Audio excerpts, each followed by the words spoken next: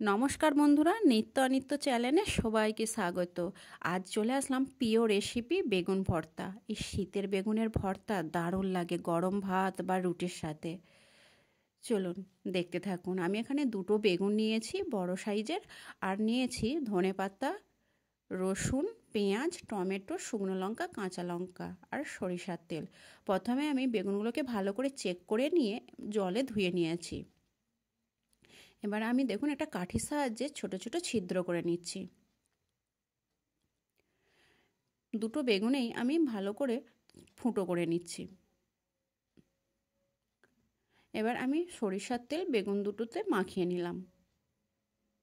আপনারা কিন্তু অবশ্যই বেগুন পোড়ার আগে তেল মাখিয়ে নেবেন। এবার আমি রসুন নিয়ে নিচ্ছি এখানে 4-5 কোয়া। আপনারা চাইলে রসুনটা আরও বেশিও নিতে পারেন পছন্দ অনুযায়ী। এবার উনুনে আমি একটা জাল বস করে দিয়ে ওর মধ্যে দিয়ে দিলাম বেগুনগুলোকে এবার আস্তে আস্তে উল্টে পাল্টে আমি ভালো করে পুড়িয়ে নেব। এই কাঠের আগুনের বেগুন পোড়া এতটাই দারুণ লাগে যে আপনারা অন্যান্য বেগুন পোড়া যদি খেয়ে থাকেন তার থেকে এইটা একবার বানাবেন, এতটাই সুন্দর লাগে। এবার আমি টমেটোটা ওতে দিয়ে দিলাম যাতে টমেটোটা আমার পুড়ে একটু নরম হয়ে যায়।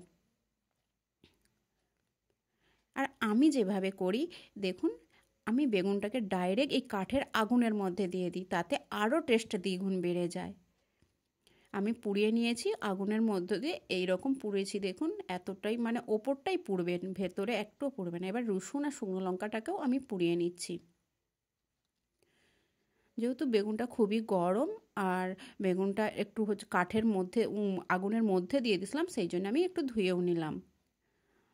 এবার আস্তে আস্তে আমি খোসাগুলোকে ছাড়িয়ে নেবো। দেখুন বেগুনটা এখন পুরো পারফেক্ট হয়েছে, উপরের খোসাটাই কিন্তু পুড়েছে। একবার কিন্তু আপনারা অবশ্যই এই কাঠের আগুনে পুড়িয়ে বেগুন ভর্তা করবেন।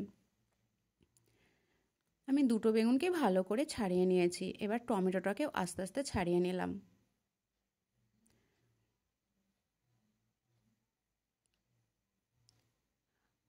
আর রসুন এইগুলোকে পুড়িয়ে রেখেছিলাম, এগুলোকেও আমি এবার খোসাগুলোকে ছাড়িয়ে নিলাম। আপনারা চাইলে রসুন আরও দিতে পারেন। আর এই শীতের বেগুনের ভর্তাটা সবথেকে সুন্দর লাগে খেতে।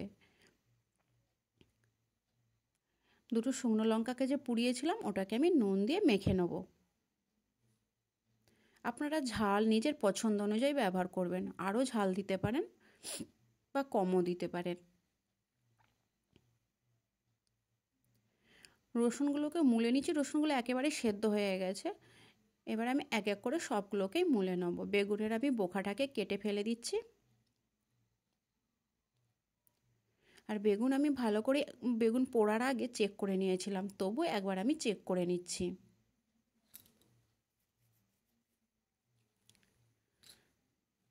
এবার আমি আস্তে আস্তে টমেটো বেগুন ভালোভাবে মাখিয়ে নিচ্ছি। এর মাখাটা যত সুন্দর হবে তত এর টেস্ট তত বাড়ে। সেই জন্য ভালোভাবে আপনারা এই বেগুন পোড়াটাকে ভালো করে মাখাবেন টমেটো লঙ্কা সব কিছুর সাথে।